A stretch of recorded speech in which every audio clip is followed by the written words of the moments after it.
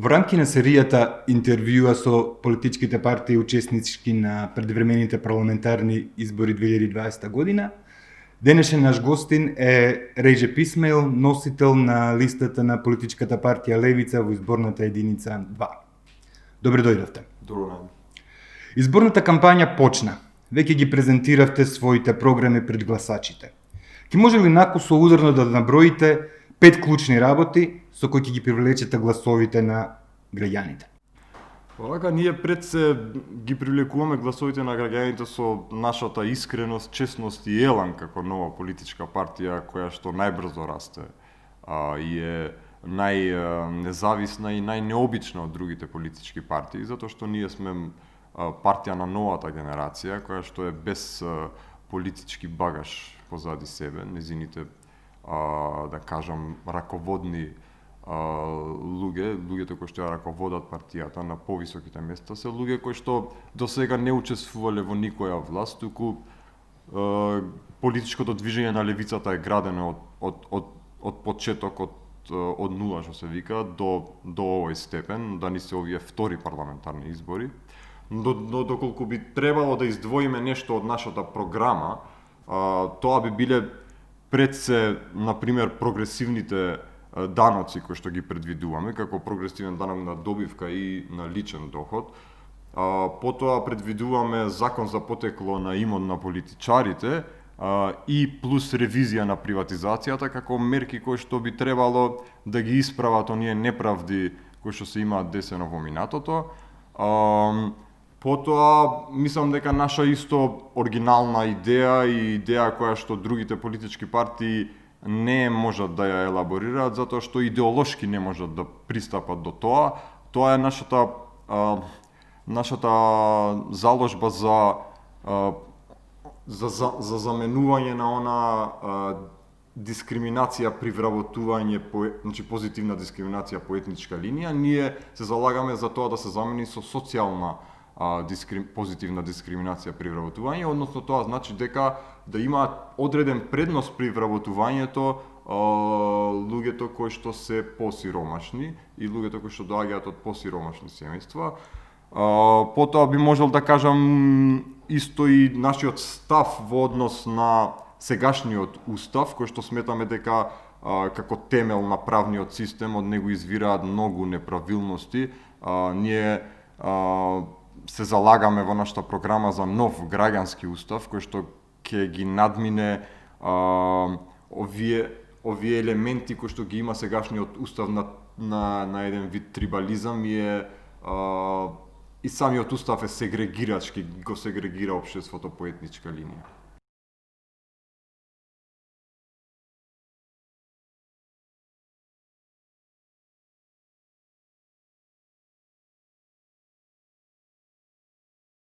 Апсолутно да. Затоа што НАТО е една воена организација, ние сме антимилитаристичка партија и освен тоа НАТО има премногу работи кои што ги има направено во надворешната политика, односно во смисла на прекршување на меѓународниот поредок, мисии кои што немаат одобрение од Обединетите нации, туку едноставно служат за империалистички поход на големите сили, како САД. Економијата ќе биде најголем предизвик во периодот што следува, имајќи ги предвид последиците од корона кризата. Какви проекти нуди вашата партија во насока на подобрување на економската и социјалната состојба? Економијата секогаш е предизвик, но она пошто ние се разликуваме како ја гледаме економијата е тоа дека во однос на тоа, значи во однос на економијата како производство на богатство, ние сметаме дека не треба да се фокусира премногу на растот, на економскиот раст, затоа што Македонија продуцира доволно добра. Големиот проблем е што тие добра не се распределуваат подеднакво, односно нашата распределба на дистрибуцијата. Така, дистрибуцијата на добра е исклучително лоша и ние сме земја со најголема класна раслоеност во Европа, ако не и се разбира и пошироко. Од тој аспект ние например имаме неколку работи кои што, значи неколку предвидуваме неколку решенија како што се прогресивните даноци, плюс имаме данок на луксус. Јас спомнав и социјалната позитивна дискриминација при вработување во однос на распределбата на добрата.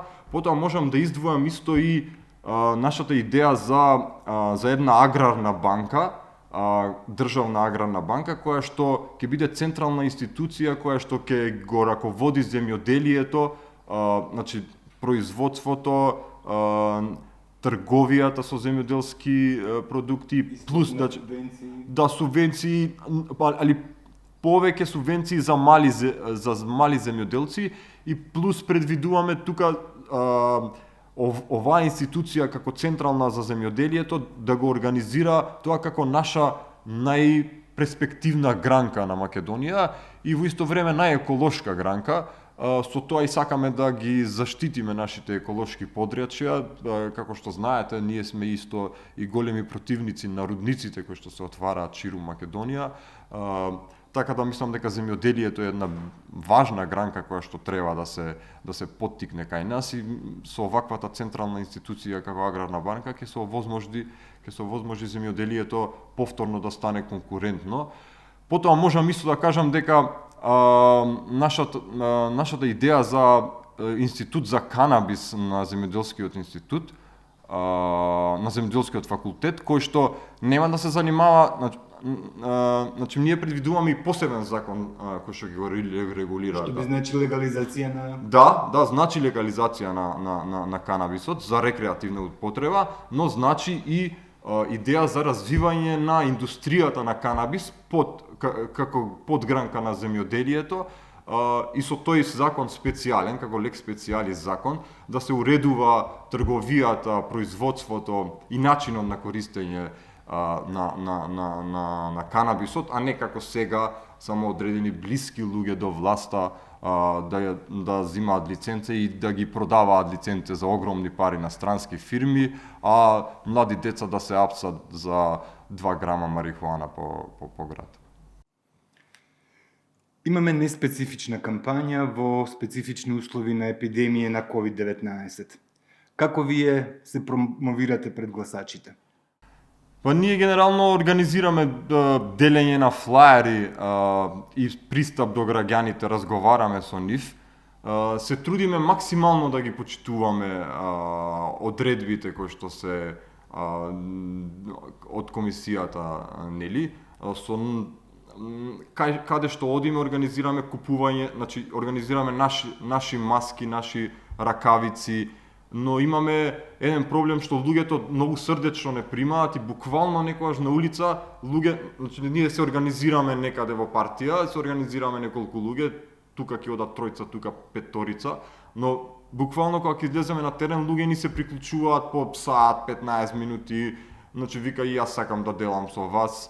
И тука е малце проблем, ама мораш да ставиш маска, мораш да ставиш ракавици и некогаш се дешава тоа да биде одреден период да се деси да има некој кој што ќе се приклучи, а да не ги има сите тие работи, но се разбира нашиот одговорен на терен, он одма пристапува. Се трудиме максимално да ги почитуваме мерките. Дуи излезе на овие избори со мотото "Прв премиер албанец" и го промовираше Насер Зибери како нивни кандидат за иден премиер. Како ја оценувате оваа стратегија на Дуи и што според вас тоа би значило за албанскиот електорат во земјата?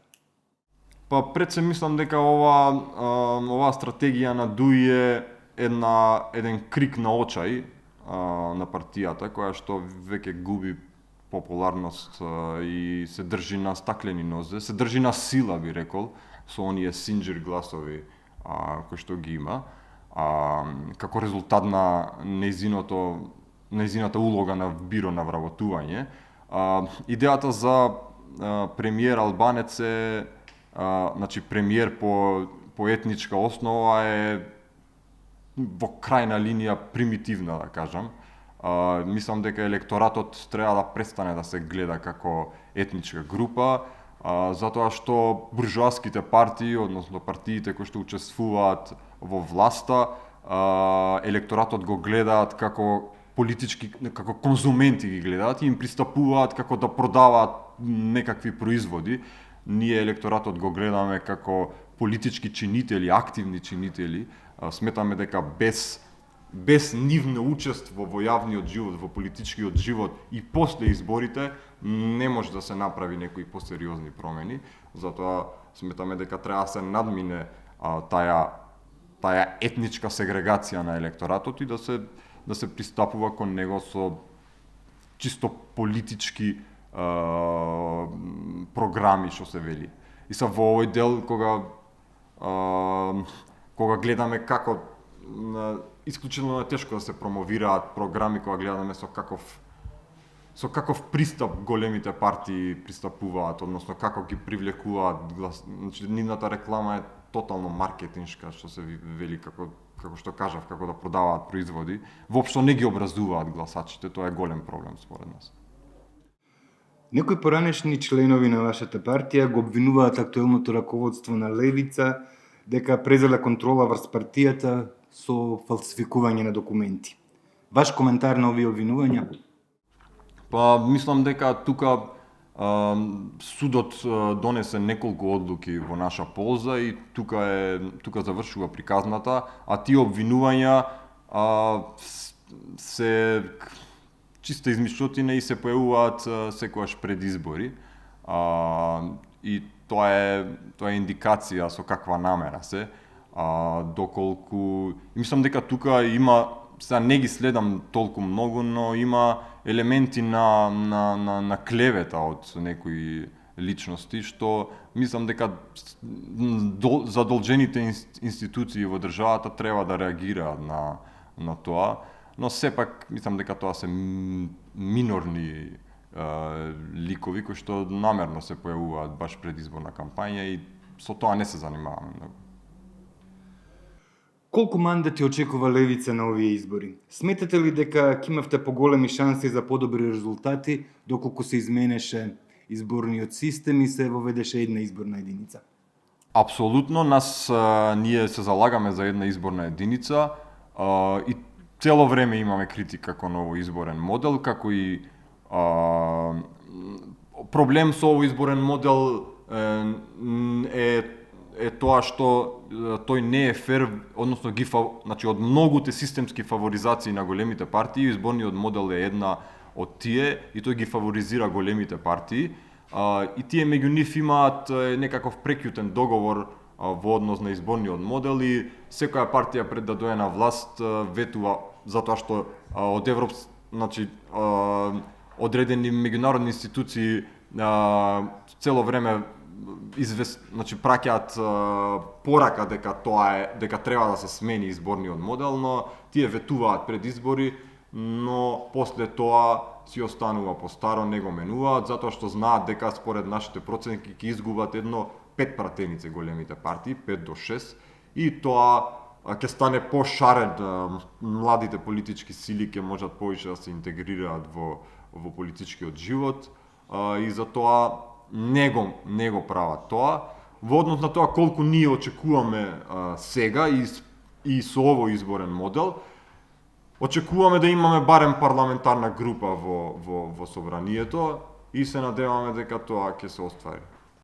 За крај, вашата порака до читателите на МИА? Нашата порака е до читателите и до сите кои што имаат право на глас, да не се замајуваат со црната кампања која што се води на политичката сцена, иако дел во црната кампања има и вистина, туку да ги гледаат програмите и идеите кои што произлегуваат од политичките партии и секако да излезат да го искористат својот глас, колку и да тоа е ризично и опасно во една ваква состојба со пандемијата, сепак максимално да се заштитат, максимално да ги почитуваат препораките кои што ќе се одредат за процесот на самото гласање и да излезат да гласаат. Ви благодарам. Благодарам и на вас.